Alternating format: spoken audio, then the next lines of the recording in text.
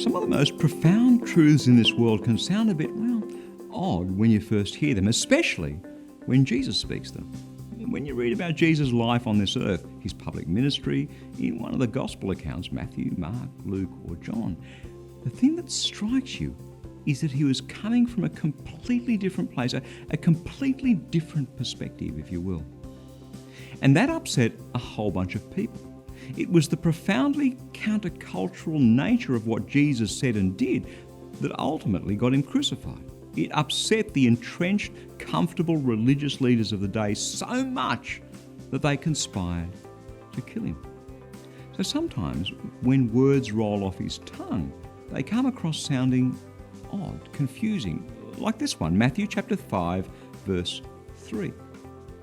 Blessed are the poor in spirit, for theirs is the kingdom of heaven.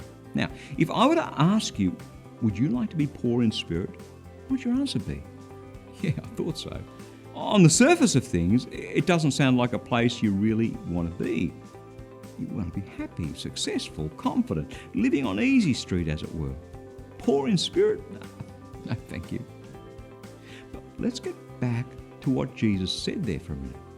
Blessed are the totally spiritually bankrupt, because they're the ones who own the kingdom of heaven.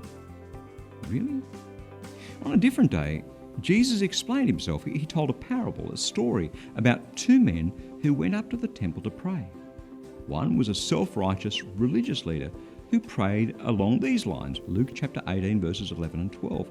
Oh God, I thank you that I'm not like those other people, the thieves and the rogues and the adulterers, or even like this tax collector. I fast twice a week, I give a tenth of my income. The other was a tax collector, an outcast reviled by his fellow Jews for colluding with the occupying Romans and extorting his own people through unjust taxes. Look at verse 13.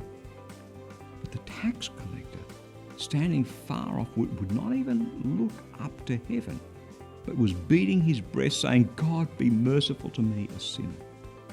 And yet Jesus said this of the second man in verse 14.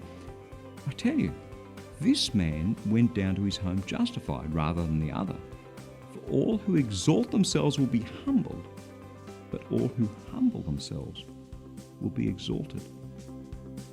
Humbling yourself, admitting to yourself and to God that you're a sinner, recognizing your own deep spiritual poverty before God, asking for God's forgiveness.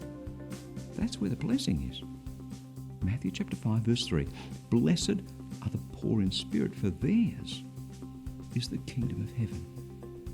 That's God's word, fresh for you today.